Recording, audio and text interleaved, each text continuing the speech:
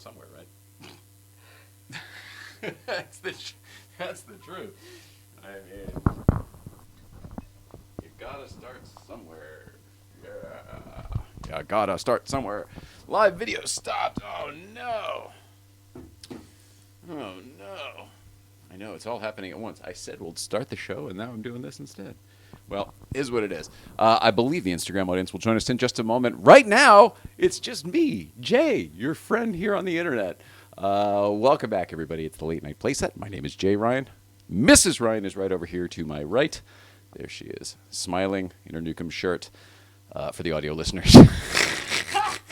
I have to describe everything we're seeing for the podcast folk. Anyway, thanks for joining us this evening. We're going to talk about the weekend, lots of car stuff, as well as tons of Letterman stuff in the news lately and tons of Letterman stuff in our world and our ancillary world. And we've got a great guest tonight to talk about that stuff, as well as my pants t-shirt here. Shazam Mike Chisholm, our Canadian producer, Mike, is on the line live. And let's see if I can do this. Is he? There he is. Look at that. I actually got it. You can see him over there. He's in Canada live right now wearing his Ed Sullivan Theater jacket, which maybe I should get mine and wear the same thing. We'll figure it out. Anyway, all that and more, as well as whoever's here on the thing, which I guess I didn't dial up, but we'll figure it out. We'll take it away. Take it away, Will.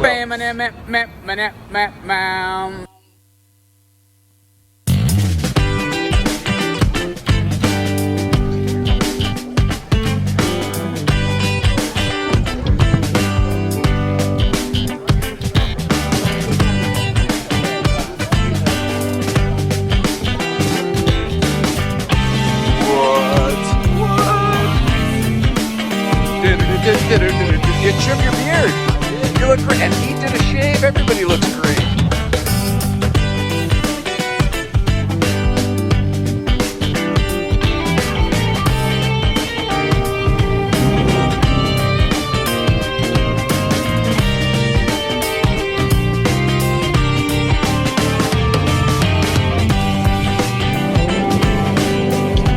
What's up, you guys?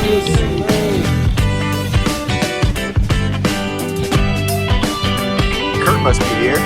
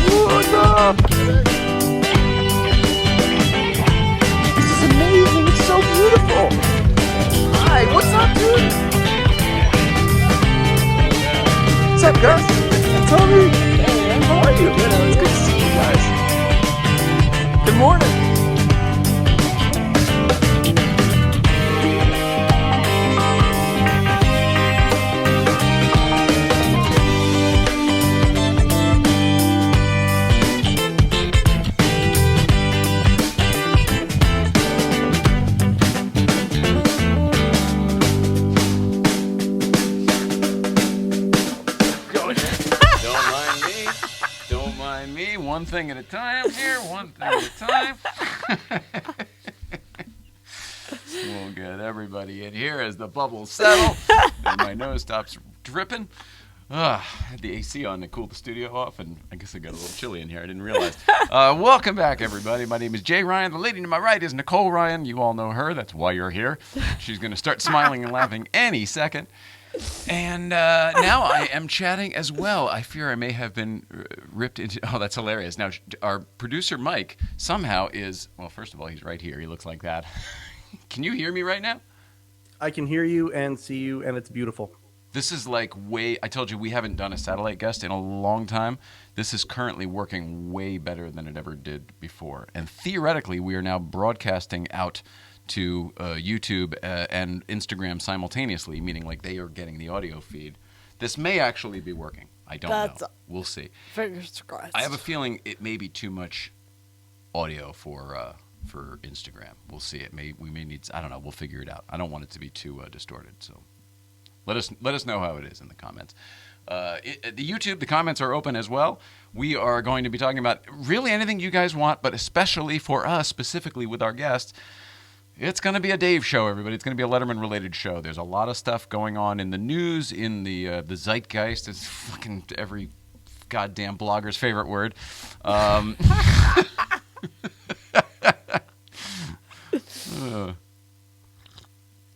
Anyway, there's a lot of stuff going on with Dave. The YouTube channel they've got over there is popping off, as the same kids who hate that other word say.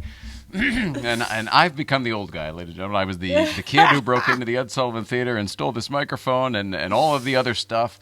And now here we are. I'm the old guy. And so whatever. If you have any Dave stories, if you have anything like that, if you want to share, please do. If you have any way to Dave, if you know him through racing or neighbors or something, anything that's outside the usual channels, we are very much trying to get Dave here. He's aware of us. We'll talk about a lot of that and updates and direction and some really great news on really all of those fronts tonight in this hour. So we're going to be getting to our guest on the sooner side of things this evening. In fact, maybe I'll just here. Well, we got to check everything with the Instagram audience first. So hang in there, Mike. Thanks for being awesome. And in the meantime, let's see. How do we? I think I can do this all. Well, no, that's definitely wrong. That's definitely wrong. That's definitely not it. No. Let's try this one here. This one and this one. Oh, that's better. Okay. All right. Excuse me. I'm going to start waving at all the peoples. Oh, did I tell you what day it is? It's almost over. You should know by now. It's Tuesday. It's Tuesday, March 8th, 2021. And that means yesterday was March 7th. And that's a very, as Doc Brown would say, that's a red letter date in the history of Jay Ryan. Because it's the day my dad died. It's the day my dad died, way back in the 90s, 1996. And you all know the story of what happened right after my dad died and how I was without direction and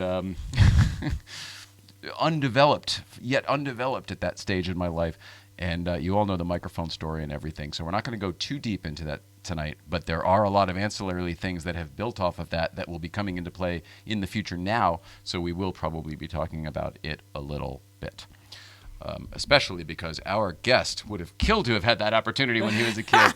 He would have absolutely killed to have had that opportunity, and he might have taken more than the microphone, or not at all. He's Canadian. He's really polite, too. He's a really good guy. He probably would have done the right thing. Left a note being like, hey, I was here, and please contact me for an internship, instead of like, oh, I'll leave my mark. Hashtag sorry, Dave. The goal, by the way, of this show is to send it over to Worldwide Pants, which is an entity again, because of the Letterman channel and the other things, Dave's show on Netflix, etc. With a goal of it somehow being involved. The great Dons, Don Giller out of New York, the archivist. Since the beginning of when Letterman went on the air, he has been archiving everything, every show. He built a database before that was a thing. You know, he was one of the guys who had a Mac when other people were just getting PCs. He was already building databases and stuff like that. So he's the guy over the 20, 30 years that became like Mr. Dave Library. They go to ask for anything, like news clips. Like straight up, you're exactly right. Like as in people, the staff from the show will go to him and the Associated Press or whatever. If they need something, they will go to him. During the damn Trump, during the whole, all of that legal stuff, one of the sides contacted him, subpoenaed him for something from a clip of Dave. Anyway, the best news in the entire world for any fan of anything, and for certainly anything Dave or late night or talk show related. This guy who dedicated so much of his time, so much effort of his life to this subject is now on staff. Because there is now an entity again, Worldwide Pants, there is now a YouTube channel with old Letterman clips doing what he used to do. They've now brought him on board. I'm not sure exactly the capacity, probably as a consultant. That's the best way to do things these days. But it's really, really, really great news. So with that being the precedent set, our producer Mike over here and myself, we want to make sure that we don't make the same mistake. we want to make sure Dave doesn't get the. What am I trying to say? Mike, help me out here. Dave didn't get the Tonight Show because he didn't say, "Hey, I want it." He just assumed, well, they know I want it. Right. And so it's our chance here to be like, well, let's just make sure everybody knows that, like, if there's anything to be had, whether it's a Letterman podcast, whether it's some version of this show, the comedy part of this show, whether we do something with them. Mike has already got an incredibly successful podcast going called He Cast. Maybe there's going to be there's a Team Coco podcast network. We had one of the hosts on our show the other day, Sonia. Oh, right. Maybe there's a Worldwide Pants podcast network in the future where all of a sudden maybe this show and Mike's all of a sudden are on there, as well as anybody else. I don't know. It's too soon. No, none of these conversations have taken place. But that is the purpose of our show tonight. So now that I'm done talking about it, I guess we should actually do it. Did I mention March 8th? Yes. March 8th, the day after March 7th. I know I did. It's also Tradecraft Tuesday, which means I need to get my wife medicated over here. If you're just tuning in as a first-time viewer, she looks beautiful. That part you can see. What you can't see is that she actually has multiple sclerosis and can't walk, can't stand, some days can't talk, some days can't think. You're really a trooper going through an awful lot while you sit here on the show and look beautiful for everyone.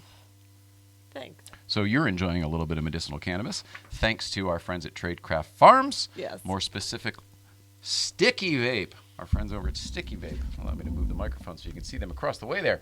They're in the Downtown Arts District, but they have dispensaries all over California, and I believe their stuff is available elsewhere as well, because I think they're in other states. But if you're if you like this, the medicinal cannabis or whatever, recreational, if you like the cannabis in this vape pen form, can't highly recommend Sticky Vape enough. All different flavors, varieties. They got the uppers, they got the downers, they'll flip you, they'll zoom you, they'll pop you. I don't know what they do. But I want some right now, I'll tell you that. Settle me down. You should. No, here you go. Thanks. Okay, and then I guess we're going to call this episode Loving Letterman, because as a kid, I really fell in love with the Letterman show. It wasn't Dave so much. Our guest is more, it was Dave, I think specifically, certainly the show. But for me, it was more the show. It was more the environment. It was the adult Mr. Rogers that I just, once I found it in that undeveloped brain I mentioned, it was like crack cocaine. It was like candy right to the nerve of the tooth. It was like, what is this? I've never experienced this before. And as you all know, it changed my life. So with it having changed Mike's life as well, I guess we'll just bring him in here. Mike, I don't have an introduction. We'll do commercials and shit later. But I want to welcome tonight's first and only guest, producer Mike, all the way from Canada. Mike Chisholm, what's up, brother? Hey, everybody. It is so great to be here. And it's going to be a weird way to start a little bit melancholy, but I'm glad that I could share a little bit of this day with you. Jay, I mean, 26 years today. Oh, well, yesterday, technically, but yeah. And forgive me while I move the Instagram audience over here. But yes.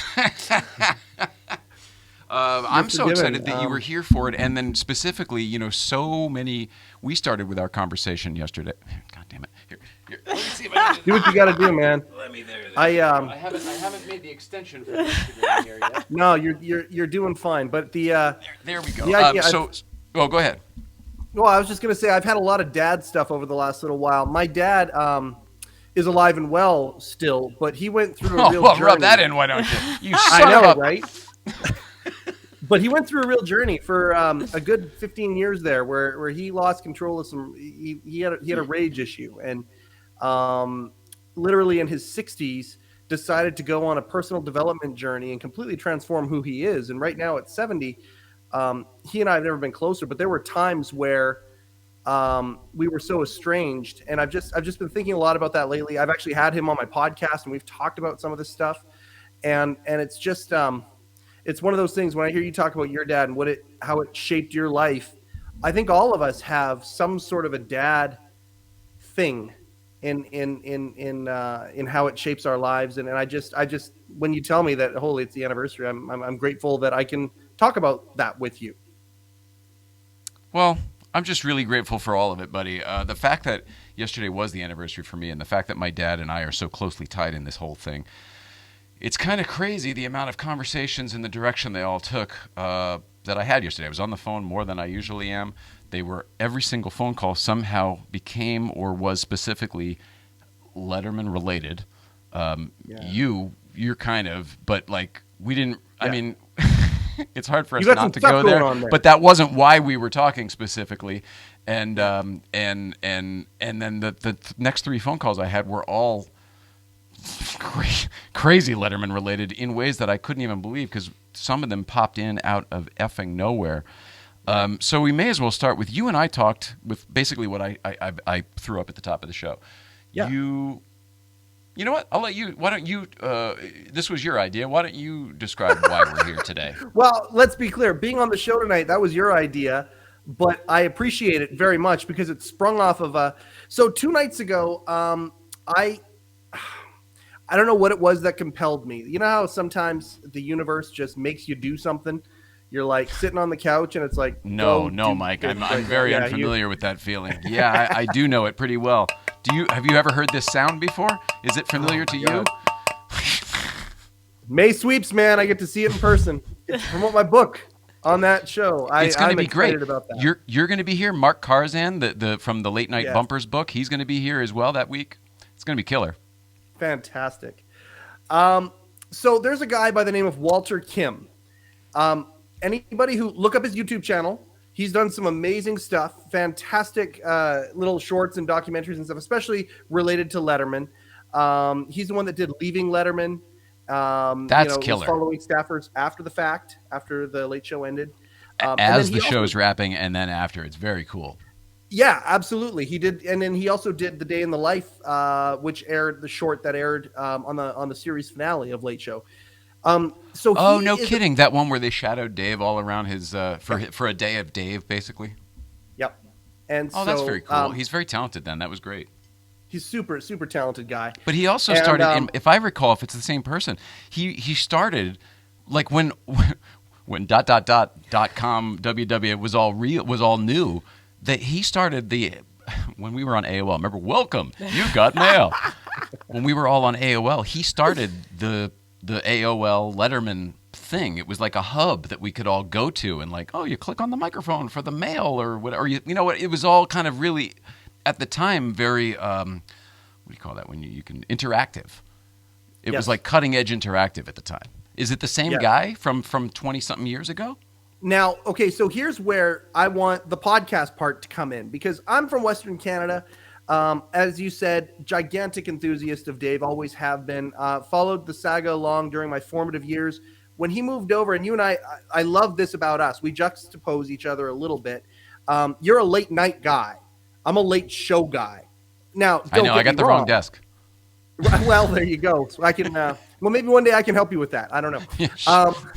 But you can, which is weird because you're a year older than me. But I think because I just discovered it earlier, I came into Dave in the early '90s, 90, 91, something like that.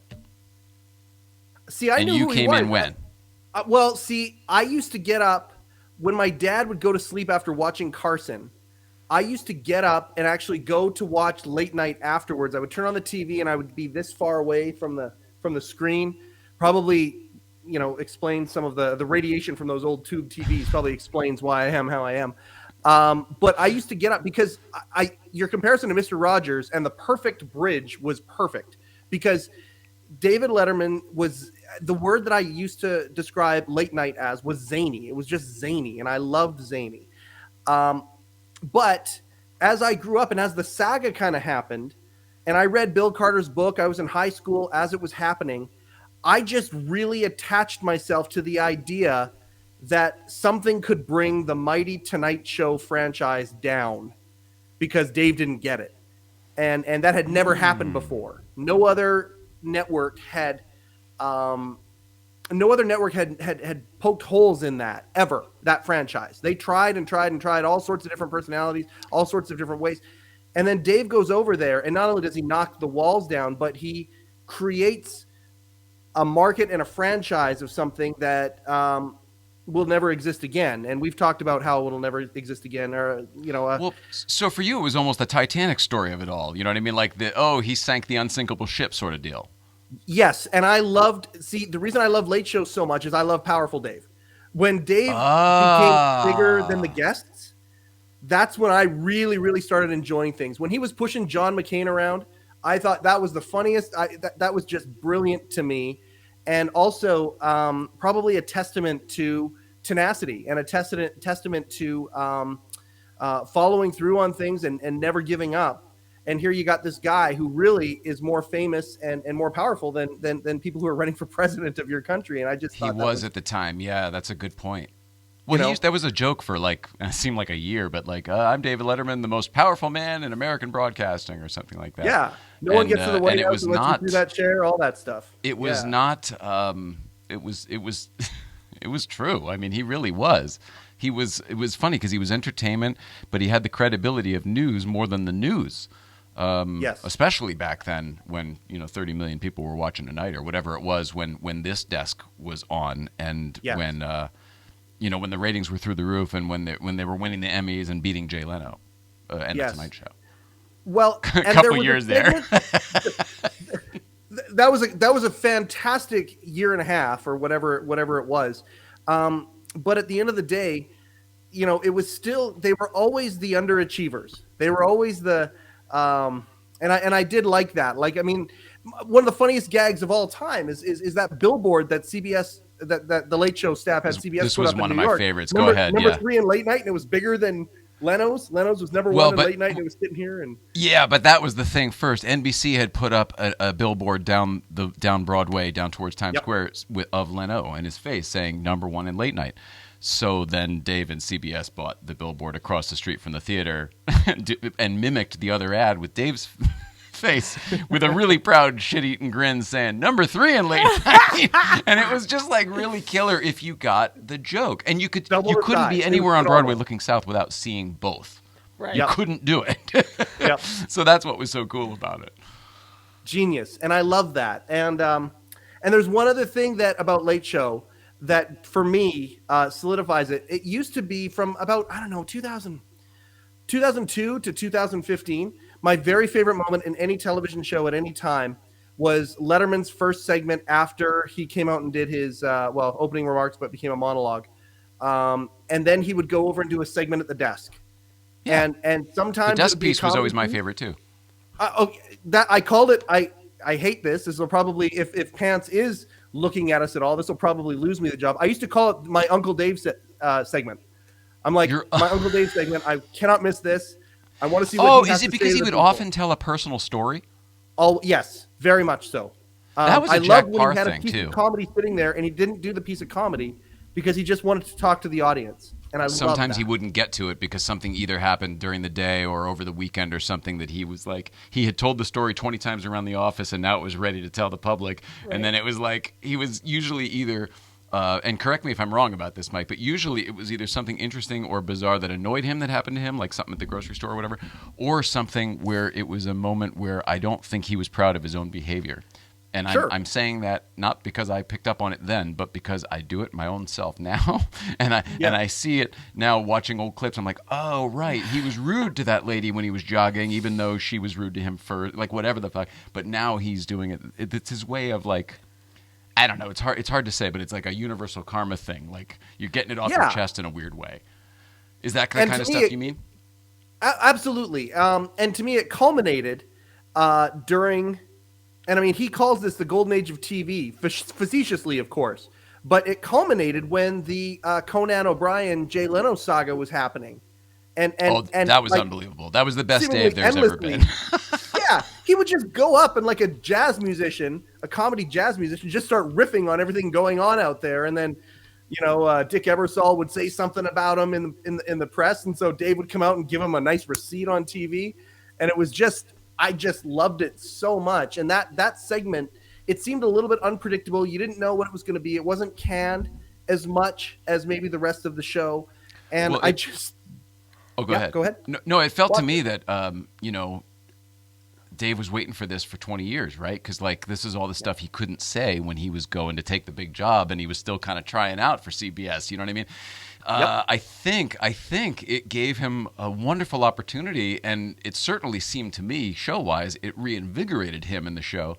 But the best part to me was like, here's a guy we haven't heard from talking about this subject, and there's nobody in the world that knows more about this subject than the guy who's talking right now. You know what I mean? Not me, Dave at the time, Absolutely. So it's like the only other person that's gone through the damn Tonight Show debacle of do I have the show, don't I have the show with Jay Leno, no less, With the guy. Yeah. is Dave. It was it was an incredible time to have him on television so that he could remark about what was happening on television. My favorite character in Alice in Wonderland is the Cheshire Cat, and I just thought that is very similar to what he was during that. He was the Cheshire Cat. Is that the kinda one sitting with back. the big Yeah. smile? Oh yeah, you got it. The cat And who he ate the canary swallowed the canary for me, but 100%. 100%. 100%. Remember, it was when Jay said, Conan's innocent. There's nobody blame. No, you shouldn't be blaming Conan. And Jay and Dave sits at the desk and he's like, no one is blaming. No one is exactly blaming right. Conan. Yep. You got to care about this stuff at all for any of it to make sense. But if you care about it at all, it's like the best. Absolutely. And there are other examples of it too, like the blowback when Sarah Palin was on and Letterman told a joke that was a very well written kid. joke, but it was about the wrong daughter. Yeah, and so, about the kid. Yeah. They And wanted so to have him fired for that. You remember that? They were standing in the- Broadway picketing. the protest of 8 people or whatever it was. But yeah. And I mean, it's just a testament to how Dave picked the exact right time to retire with all the outrage culture and stuff that has shown up, since he retired. I'm glad that he's not doing Late Show. I'm glad he wasn't doing Late Show during the Trump administration, for example. I think that his take on George W. Bush, though, was one of the funniest things I've ever seen in my life. The Great Moments in Presidential Speeches segment that they used to do. So glad that's up on the YouTube channel. Go watch it right now, everybody. Oh, exactly. Yeah, and they funny. edited it perfectly too. They basically just did the opening cut-ins of the original speeches just once, and then it was just knockout after knockout. They would after fire it knockout off, of Bush Jr. It was What I am impressed about, and I wasn't sure they were going to do this, and then we'll get to you talking about Walter Kim because I don't think you ever finished that. What I'm impressed with is it's not just, like they did a lot of these montages on the show in the final months. These are new cuts. The stuff that's on YouTube, these are new cuts. It's not just, they already edited this 6-piece and they found the tape and they digitized it. It's not that. This is all new stuff, which to me is excellent and makes it real and new because it's all of the original people working on it again.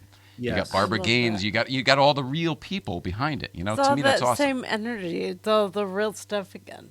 That's so cool. Yeah. well, So and what I were think you that's saying? why. What were you now? What were you guys saying? I think that's why guys like us get so excited about this because, in a way, this was always a community for me personally that I wanted to be a part of. I'm a huge enthusiast, but I have massive gaps. The reason that I want to do this podcast, and that's what I said, the video I sent out to Walter Kim, I said, hey, look, I know that you're helping to run this new Worldwide Pants channel. And I sent him a video of me basically just imploring, if there's a space for someone like me, please consider me because I've got the enthusiasm. You and I talked about this yesterday on the phone. I mean, Chuck D had Flava Flav right beside him. And we talked about the idea of having to let fandom go in order to get professional about things. And I think that the person that's going to do this job... That was my fault. I brought that up. So other people know what I'm talking about. I said at some point you got to choose whether you want to be a fan or a friend when it comes to this world. And that's just something that I had experienced previously in my own world. Like you got to decide whether you want to take pictures of the person or be in the pictures with the person, And that was what I was trying to impart to you. But then you sort of opened my own eyes and were like, it's not really like that anymore. Nowadays, you can be a fan and part of the project. And I was like, you know what? He's totally right. He's totally right. It's different. So please continue. But I No, it's cool. I can be a fan of my friends. And I think about what I'm doing with my wife's company. My wife's building this men's mental wellness app called He Changed It. I'm hosting the podcast. it's a dream come true. I realize that I actually do have the chops to do this. We've got, well over 100 episodes. Things are going real well. You just published the book. Book just came out. We released a book as well, and that's another beautiful cathartic experience. In May, we're going to come on the show and we're going to talk about that. That's going to be incredible. I get to plug a book on your show behind that desk with you two amazing people. That is an amazing thing for me. I love that. Don't be disappointed when you get here. It's awfully small and Mickey Mouse. Impossible. Will not happen. But, and I sent this video to Walter Kim, and it's like, okay, I just want to know that somebody sees that I'm raising my hand. And if the universe can get involved somehow and put it to the right people and in front of the right people, and I just want to be involved so badly, I think go ahead. No, please, you continue. Well, I think the fact that I'm a big enthusiast is great, but I'm also from Western Canada. So I wasn't involved with Dave Safe Cons distance. and these things. I wasn't involved. There's huge gaps of things that I don't know. I don't entirely know all of Walter's story, to bring it back and go full circle, because that's what we do. I was curious if it was the same one from 20 years ago. It sounds like you don't necessarily know, but I would imagine it would be. I even said to him in the message after I sent him the video, I even said, by the way, you're going to be one of the first guests, because I want to know the story. There's so many podcasts. There's so much meat on that bone. Just talking to former staffers, okay, certain stories. Hey, where were you when this happened? I've totally thought about this. You get that old Mike McEntee. You get his the thing he used to write. What was it called every day? What was it called? Mike McEntee. What did he write? On the thing. It was whatever the daily blog of the show was. Guy. The Wahoo Gazette? Yeah, the Wahoo Gazette. But he was the blue card guy. So you take too, that right? all of a sudden, and then each one is he was doing the blog form of it. Each one of those blogs becomes a podcast where you go, hey, remember that day when so-and-so dressed up and whatever, and we had to change it because of whatever, blah, blah, blah, whatever was interesting in that day. You're totally right. The stories are endless. I did a brief little list, and I came up with 65 episodes that I would watch. And you tried to do a brief list. There you go. You want one a week, want 2 a week, and it ranged everything from talking to these staffers to certain big moments and getting people involved, maybe having the right guest on to talk about that big moment, all the way to I've actually met and talked to people who actually remember back in the day when Dave used to call payphones randomly. Well, yeah. I've met people who've picked up the payphone. Hilarious. And their interpretation of the story and what happened. My story with Dave, and I mean, we'll tell this story another time or whatever. That picture on the wall, right behind me there, that's shining too much. It's like Not Wayne Gretzky. The other one. Not Gretzky, the other one. Me and the audience. The other one's just a reflection of your key light there. I know my light's terrible. But and then this would be good. Can we get a close up of this, Hal? Oh, this is the best picture. Yeah, I'm glad you did this. People needed to see this. So that's me, and that's David Letterman making the entire audience laughing at me. He's using me as a speed bag there, and I got a picture of it. And that story in itself has energized a whole bunch of people. There's people from the show who've reached out to me because I actually wrote that thing down. I'm getting my book editor to actually edit that story properly because it's I need paragraphs and I need it to be real. It was just a brain dump. Yeah, I know what that's like. There's yeah. I do. Definitely. Squirrel? But yeah, I just feel like there's a million stories out there. And because the show back in the day was so, it was just, okay, throw away what we did last night. Now it's time for another show. There wasn't time for things to resonate. You mentioned Don Giller. I'm so grateful for him for being able to take some of these old memories and compile them together, group them, compile them, and put out these amazing compilations. Because I would argue that Don Giller has single-handedly kept David Letterman relevant. David 100%. Letterman's show does a lot on YouTube and on Netflix and stuff, but the YouTube audience is the next generation. His old audience was watching him on Netflix. The kids are watching him on YouTube going, oh my God, this fucking guy my parents talked about is hilarious. He's hilarious. I had my, I want to say one more thing about Don Giller. Then I want to talk about my daughter-in-law. The Don Giller thing. Here's the thing that I appreciate the very most about Don. And not the meticulous database and all those impressive things that he did are awesome. And he doesn't mind that you call him Dawn? What's that? He doesn't mind that you call him Dawn? Oh, man. I don't know. He probably does. If so, I apologize. Just kidding. No, well, you never know. It's Don for everyone in this country. D-O-N. It's D-O-N. Yes, that's right. The Canadians say Dawn. We call it charm. We got a little charm. As I go oot. All right, buddy, go ahead. I'm sorry. I am a squirrel.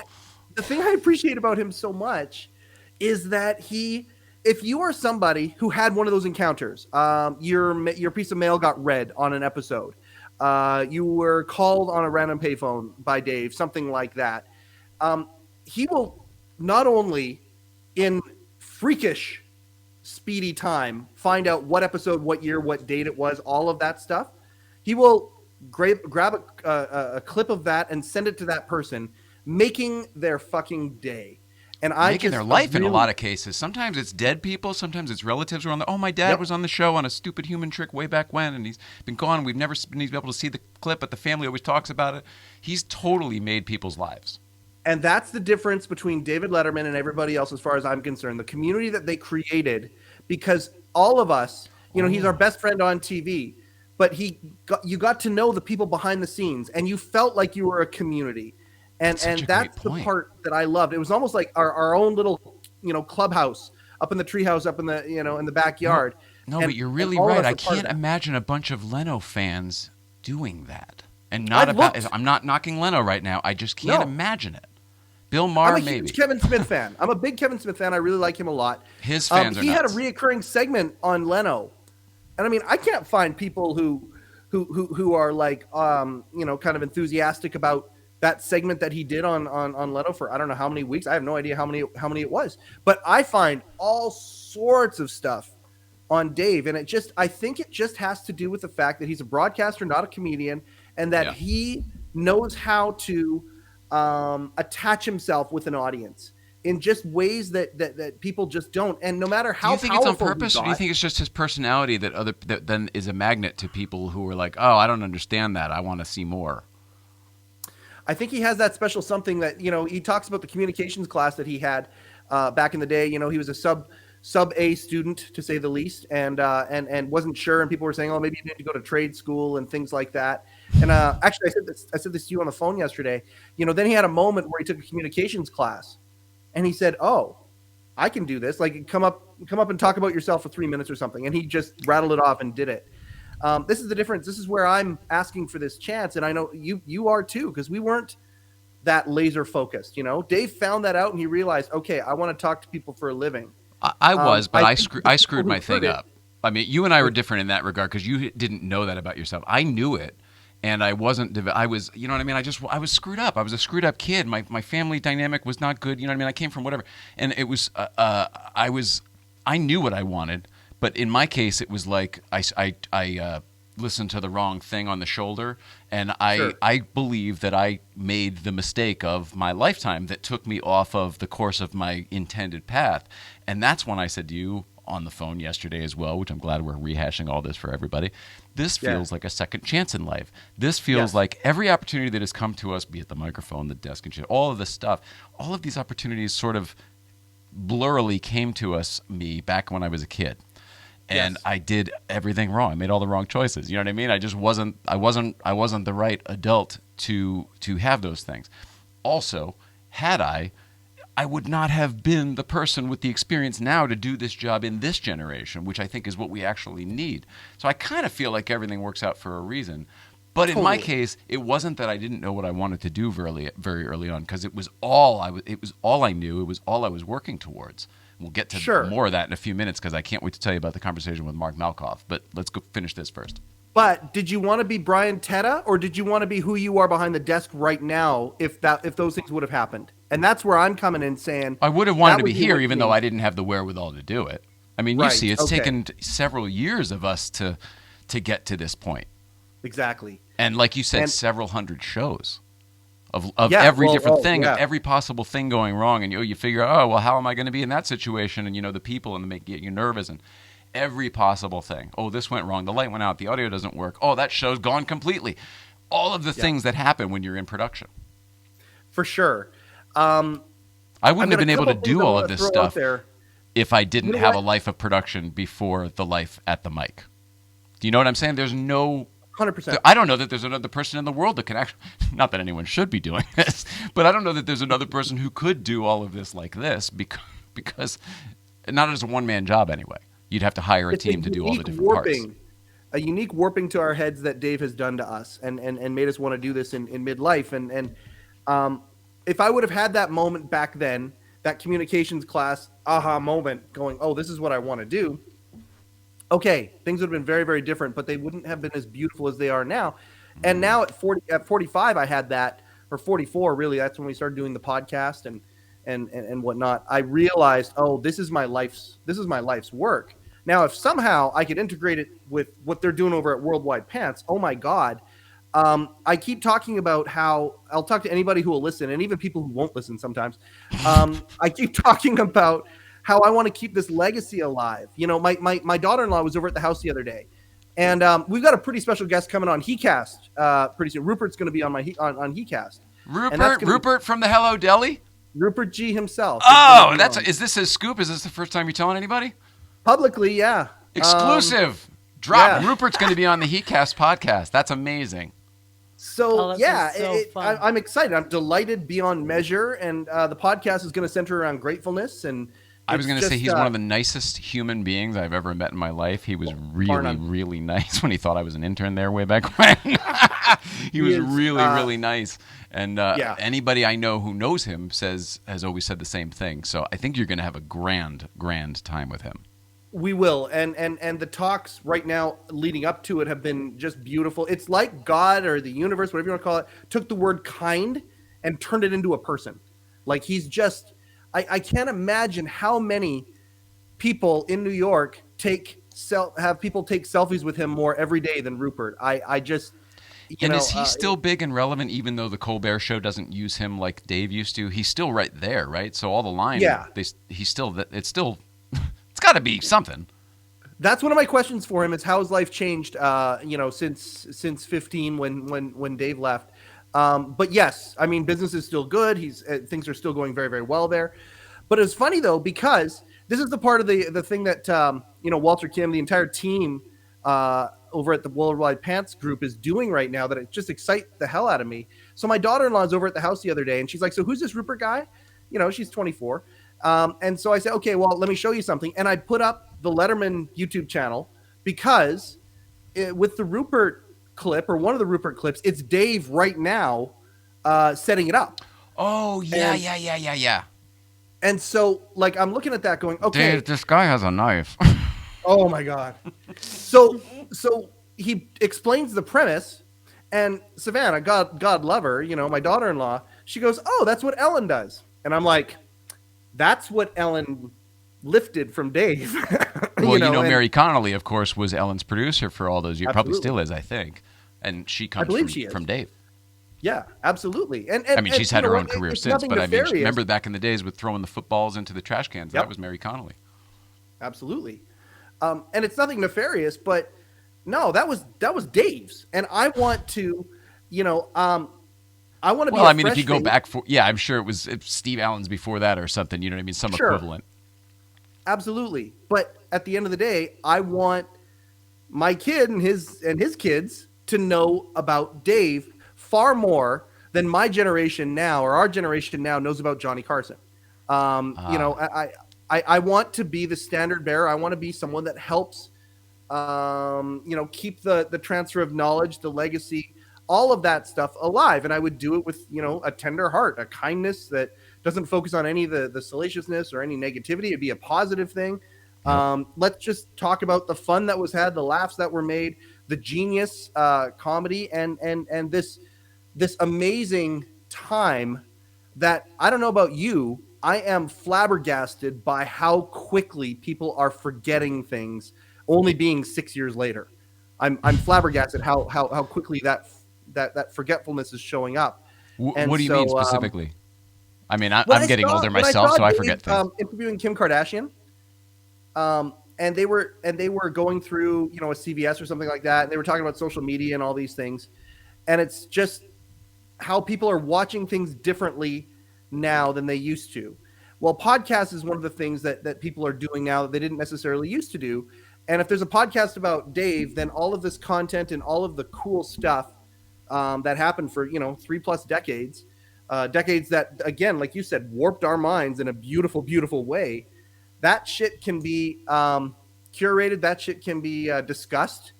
and it can be passed on. And I just think that would be a really great way to make a living. I have a hard time even saying make a living, but be a part of, certainly. So, yeah. I'm telling you, buddy, the wheels are already in motion. You want this badly enough, and you've worked towards it in some way or another long enough that I am certain that some version of this will work out. I'm just certain of it. In the same way that I'm certain that, either Dave will be here or we will, somehow something. I don't want to talk too much about the bigger, plan that with what the long production game is on, Yes. what. I didn't say any of that well, which is good because it's perfect code and no one else knows what I mean. Yeah. But there are aspirations and thought that are so much bigger and could be so beautiful, yet at the same time give people the opportunity to be themselves, but doing similar things, holding credence to what came before them. Yeah, there's a lot of good mojo in the air, without a doubt, and the motivations on all sides are so good, well intended and pure that this isn't the universe where it doesn't work out. We might have been in one previously. There might be another one, but this isn't the one. This is the one where it does work out, and it works out swimmingly. Yeah. Yeah. So congratulations. I totally agree. And to you, man. I feel like I've already won. Like the podcast I did with you is one of my favorite conversations I've ever had, and I happen to have it recorded in beautiful HD, and it's fantastic. Well, the good news that, by the way, we mentioned the microphone story earlier. From now on, I want to refer anybody who wants to hear the microphone story to your podcast. I think that makes the most sense. So, send me a link after the show's over to whatever the direct link you want me to, and I'll put it in the description for this show below as well. So, if anybody does want to hear the microphone story, they can hear that separately. Click on that, and then you can hear why this is all so deep in my DNA and why I'm such a crazy nut about it all. This. All this stuff, and then it makes perfect sense for the bookend. Why everyone would want to tune in to the finale. Yeah. Which will also be a new beginning. And I'll say too. Good grief! It's the new and correct 1985. The world is whatever you make of it, so make it a good one, both of you. Yeah, exactly. Yeah. But the gratefulness that I have is just I'm so overwhelmed. The gratefulness, it's so huge it could stun a team. I know you're grateful. You're going to stay grateful. I don't want to cut you off, but we have other things we got to discuss here. No, cut me off. So after talking to you yesterday, I randomly just looked at my on the PC is where the Facebook has the what am I trying to say? The old school Facebook. I don't do the messenger thing on my phone. So only in the occasion that I look at Facebook on a desktop computer do I see all the messages that people send. So a week or so ago, Mark Malkoff, car people aren't going to know who the fuck that is, but he is the host, a longtime host of the Carson podcast. Beyond that, he's a comedian. He's a very intelligent and funny writer. And more than that, he used to work at the Late Show. All sorts of crazy stuff. He's in the if you watch the thing, it's on CNN and HBO Max and everything. The Story of Late Night. He's in that as one of the interviewees. Anyway, he had sent me a message saying, "Hey, do you have a couple minutes to talk? Here's my number, whatever the fuck." And it was like a week ago, and I was like, "Oh, geez, all right, well, whatever." And I'd just gotten off the phone with Mike here, so I'm in Letterman head, so I'm kind of ready to go. And sure enough, I call him up and he answers, and I'm like, hey, whatever, it's Jay Ryan and stuff. And it's a week later, but hey, do you want to talk? And you could hear he wasn't ready for me because he didn't expect me to call or anything. And then you could hear everything spool up and all of the things he wanted to talk to me about. And here's where it gets nuts. All right, Mike, I didn't even give you the skivvy on this because I didn't talk to you again last night. But no, I'm fascinated. When we got Mark Malkoff on the phone, and then I went into her office too because I just wanted us all to be whatever. I wanted us all to be in this together. He's like, so here's the thing. And this is Mark talking. He's like, I have this memory from this thing, and he goes, so I talked to you when I worked at the Late Show, which was in the 90s sometime. He goes, I talked to you, and you told me about the microphone story. And I was like, what? I was like, I don't think so. I was like, no way. I was only ready to, I kind of like a schizophrenic person does. I built a reality where I didn't steal that microphone, and I lived that reality for 20 years. You know what I mean? Like, I never looked back. And so anyway, so he goes on more, and he's like, no, I didn't. You didn't tell me about stealing it, but you told me that you went to Dave's house and that you gave it to him and that he used it on the show or whatever. He remembered details that he couldn't possibly know. It had to be me. It had to be me. Yep. I don't remember it, but it had to be me. And he said I was calling him for tickets or something, and he said somehow. This is totally embarrassing for me, so I hope I hope not that many people are watching.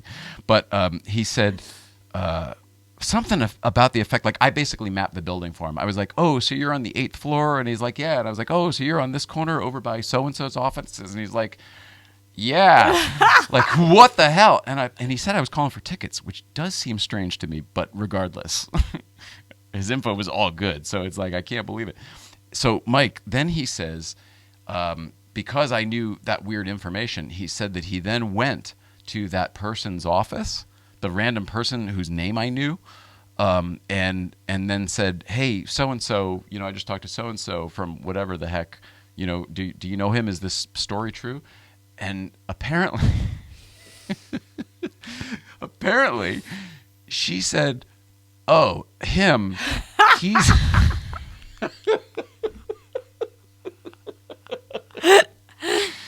She said, oh, him, he's the intern that wasn't an intern?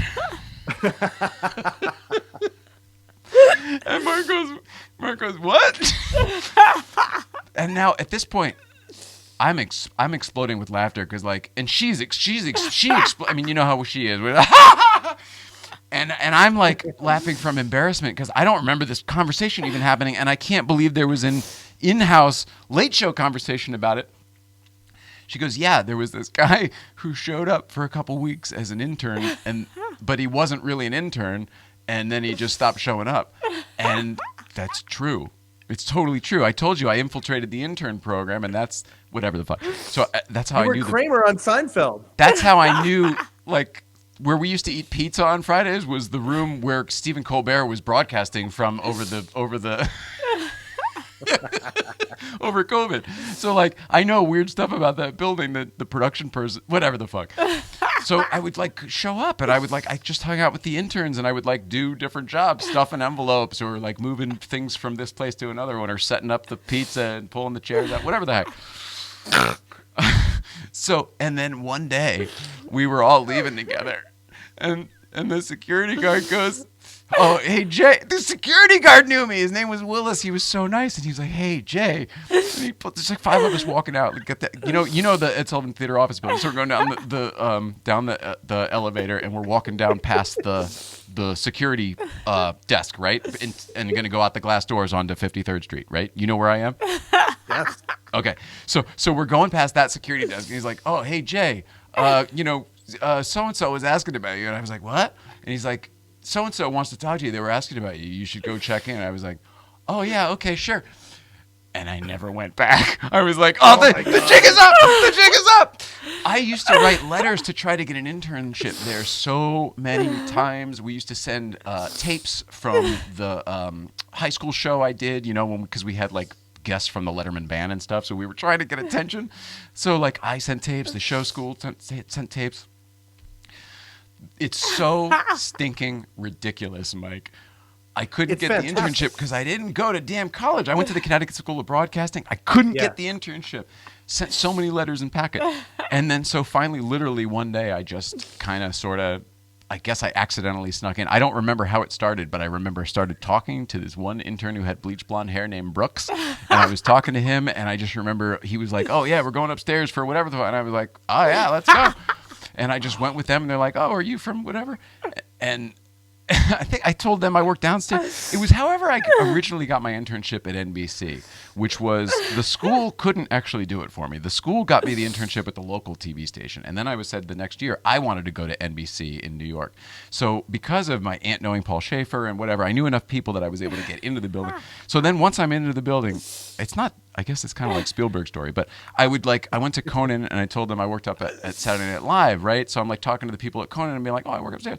So then do the same thing, go up to Saturday Night Live and be like, oh, I work downstairs at Conan, and I'm just whatever. So I did that for like, God, I mean, not even a week before I ended up getting in the real program, because I can't remember how that felt, whatever the heck. Anyway, I was trying to do the same thing at Letterman. And I guess I just was so undeveloped and scared, or what. I don't know what the hell happened, but I just remember that I went out that day and I never went back.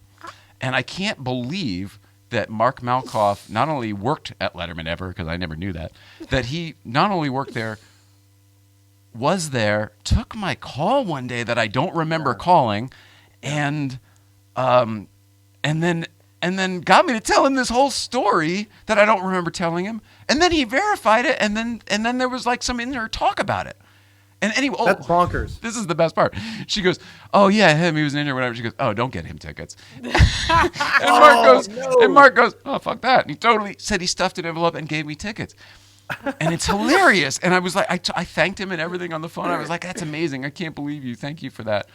The funny part of all of this is, I don't remember the phone call. I don't remember asking for tickets, because that wasn't my jam. Like, I could get into the building as a crew member. Like, it didn't make sense. If I wanted to sneak in again, I knew I could. I just didn't want to anymore, because I was like, get away from this. You're too much. That part of your life was over. Say again? That part of your life was over. Yeah, I guess. Well, you know how it's like, I don't know, once you've, like, if you've walked on the moon, do you want to look at it through a telescope? You know what I mean? Like, it doesn't really make sense. I know how they do it. I want to make it. I don't want to watch them make it. I want to make it.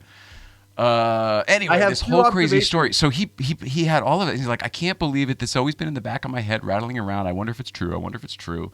And somehow somebody posted the thing the other day on, whatever. And somehow I think he watched your podcast, and I think he heard the whole story and was like, holy cow, I can't believe it. Now, the crazy part of all of that is that, now this is where fandom intertwines. The first time I ever went to go see a Letterman show taping was because my Aunt Catherine got us tickets because she knew Paul Schaefer. Right. And I told this story on the show before, but I coincidentally, because this is how the universe works, coincidentally, I had a field trip from Connecticut into Manhattan the same day.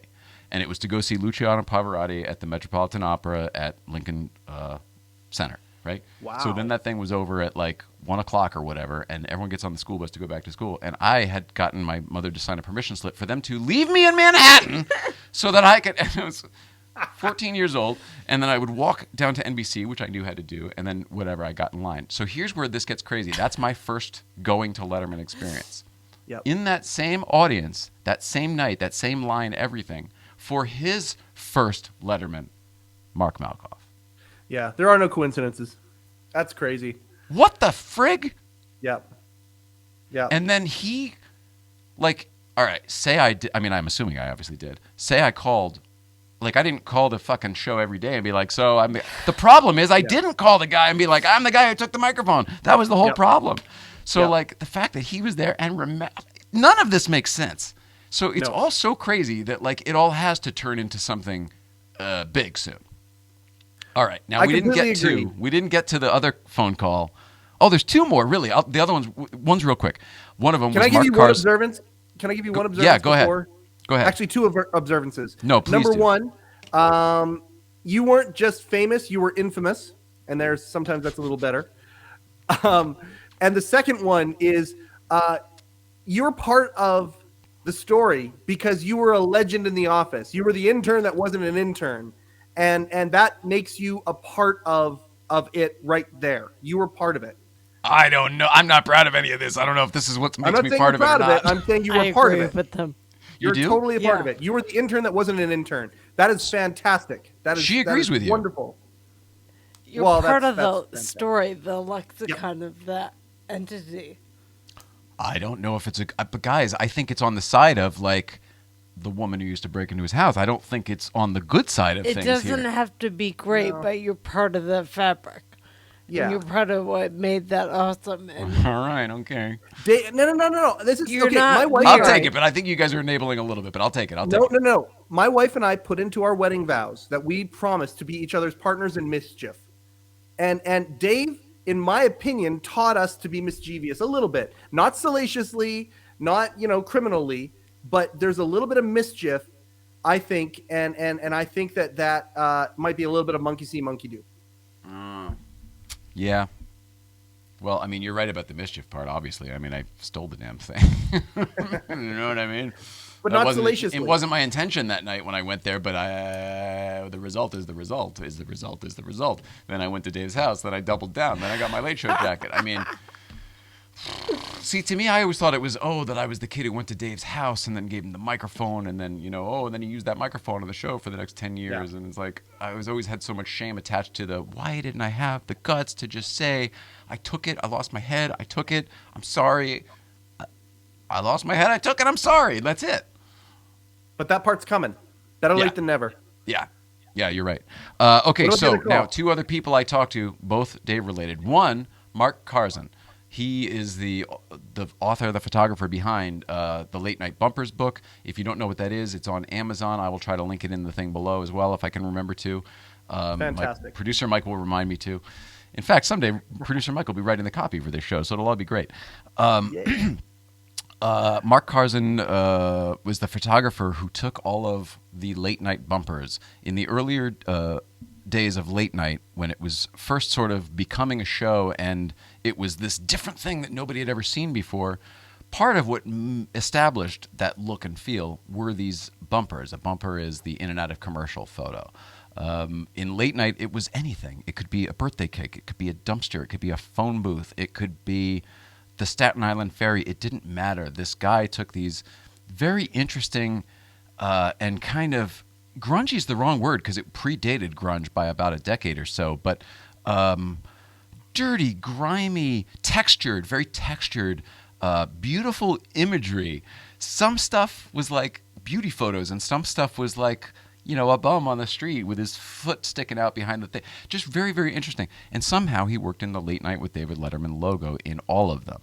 And so that was sort of, I don't know, it painted a picture for what this weird show was. It sort of established it. He's also credited with coming up with that logo that we all know, which is basically a varsity logo, but, the Late Night script logo. All of those things. So I had a conversation with him on the show, and he is going to be here on May 3rd. Ta-da! Yeah! That's unbelievable. Can't wait. Fantastic. So that'll be fun. Now, go ahead. No, I just said May sweeps. Oh, heck yeah. So do you remember the one other thing we talked about on the phone that I have not yet either confirmed with you or we haven't talked about here today? No. Really? What was my quest that I was working on? Oh, God, yeah. Okay, yeah. I don't want to say it. I don't want to steal your thunder, but yes. Well, no, go ahead. Say what you think. Well, the thing is, you're a late night guy. I'm a late show guy. You're sitting behind a late show you got it. You got it. The only way that I'm ever going to get a late show desk is if you get a late night desk. That's the way I look at it. So, when I was a kid, and I was drawing all those pictures and the microphone, and I was calling Kathleen Anchors, and I was, it was me. I punched the microphone and it buzzed. Sorry, and I was calling her and harassing her really, but I was calling her and interviewing her every day, asking her a different new question that I thought of. It was the late night days. It was that set. That was the studio I went into at 30 Rock. Also for me, it's about the broadcasting. It's not about the showbiz. 30 Rock. It's about the antenna to the world. Yep. And when I took the tour there when I was a kid, I set that up because my mom was taking it. We were going to go to see the Radio City thing. And it was like, we're taking that tour. Cool. I wanted to see the TV tour. So I set it up. And then we got in and we saw the Saturday Night Live studio and the Donahue studio, like all of this stuff. And it broke my brain open of I love television. I'm the generation that's going to be raised on it. I'm in already. And this is how they make it. And it's so much different than what I thought it was. And it's magic because doesn't look like that, whatever. All of that stuff, right? The forced perspectives of it, all of the miniatures and the fact that it wasn't how it looks on TV. They make these stupid little fake environments look so grandiose and incredible. I loved all of that. The theater.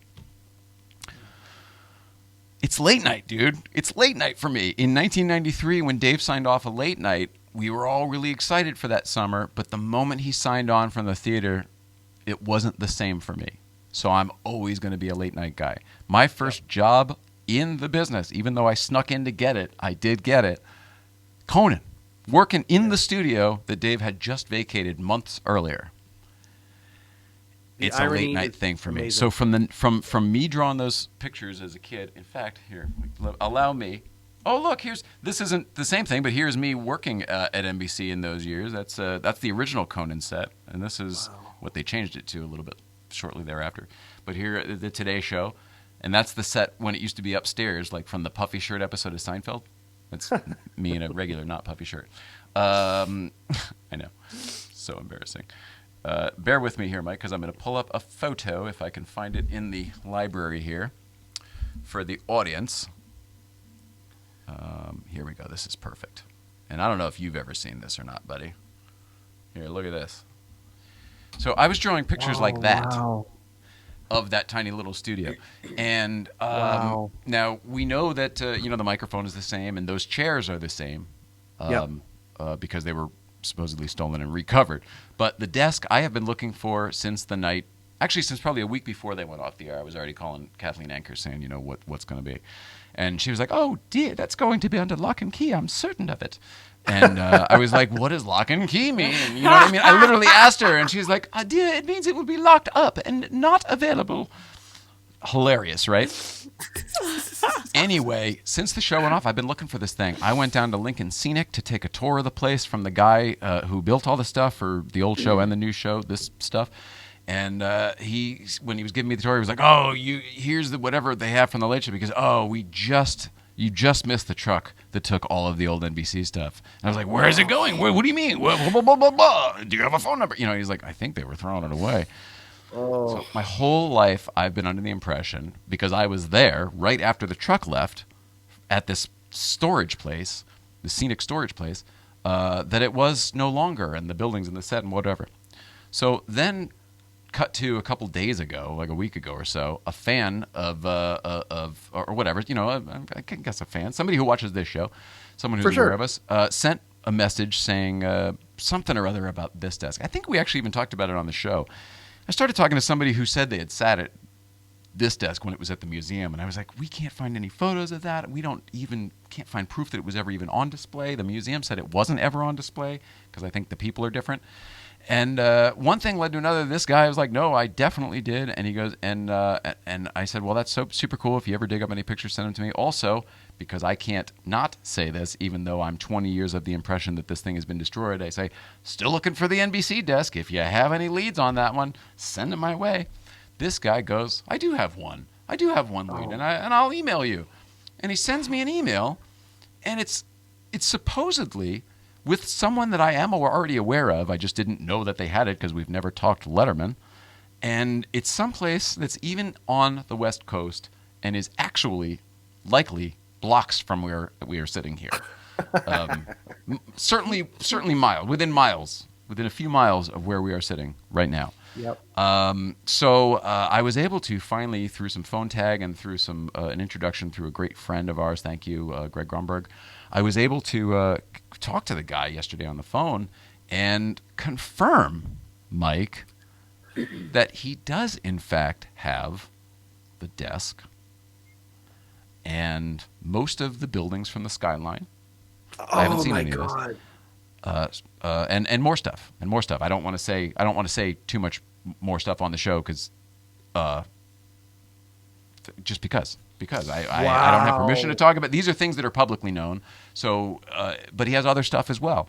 So we're going to talk more. Unfortunately, the phone conversation had to get cut off short, but we're going to talk more.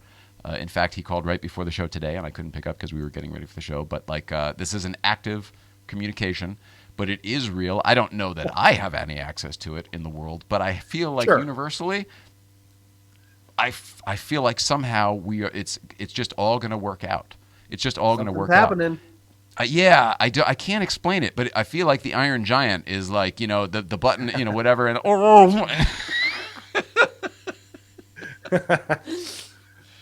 It's like that was an awful lot of Dave stuff to happen on the anniversary of my dad dying, being that my dad is my tie to like, oh, we used to watch the show together and stuff, you know. Very tight.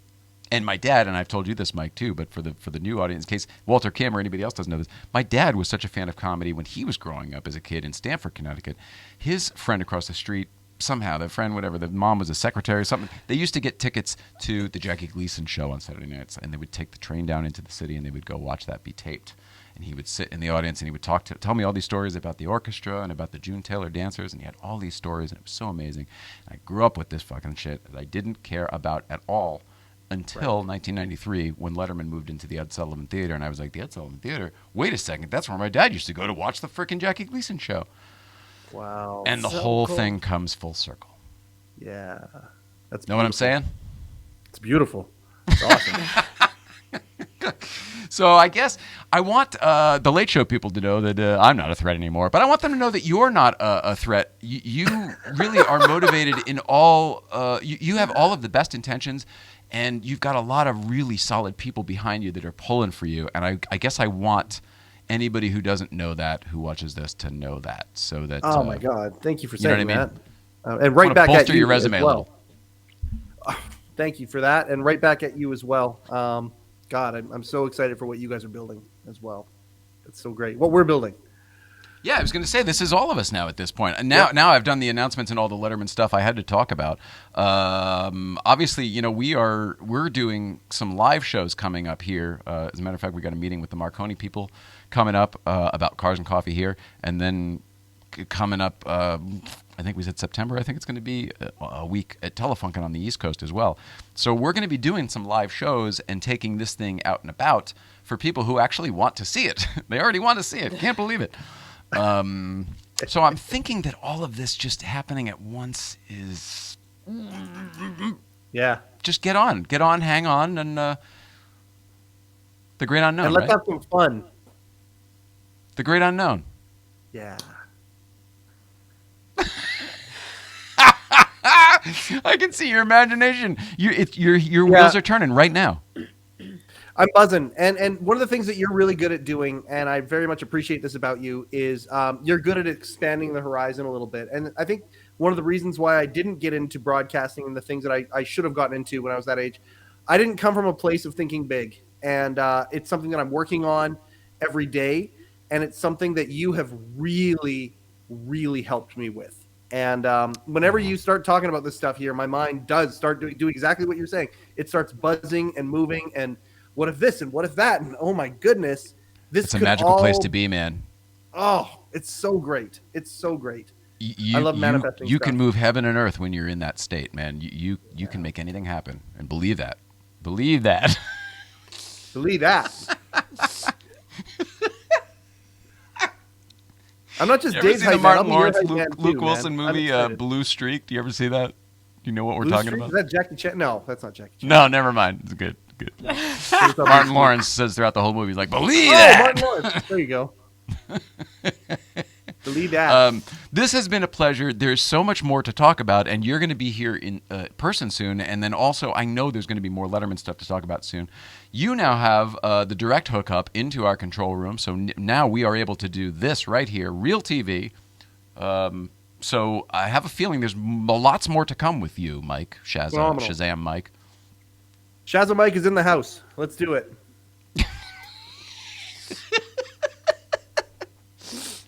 Is there anything else you want to either bring up, add, pitch, promote? You know what I mean? Like, this is your chance, because if there's a link for you to send those guys, I want it. I will. I'll put the HeCast link up. So my wife's building a mental health app for men. It's fantastic. It's in the beta stage, but it's already at the point where people are coming to it. It's called He Changed It. Go to hechangedit.com for info, or if you search He Changed It in your whatever your app store persuasion is, it's there.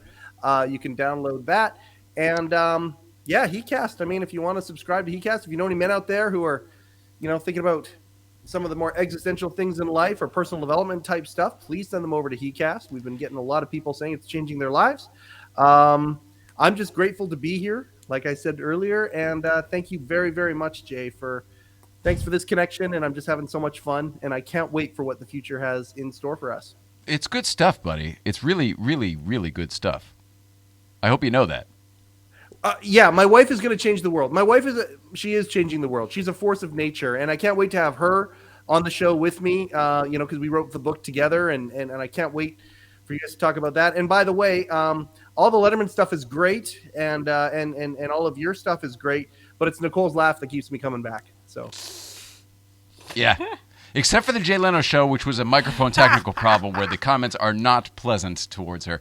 Every other episode, don't cover it up. Every other episode loves it, and everybody else loves it. So thank you for saying that. It's the truth. All right, buddy. I love you. I feel like there's more stuff that we forgot to mention, but you know what? We'll do it next time.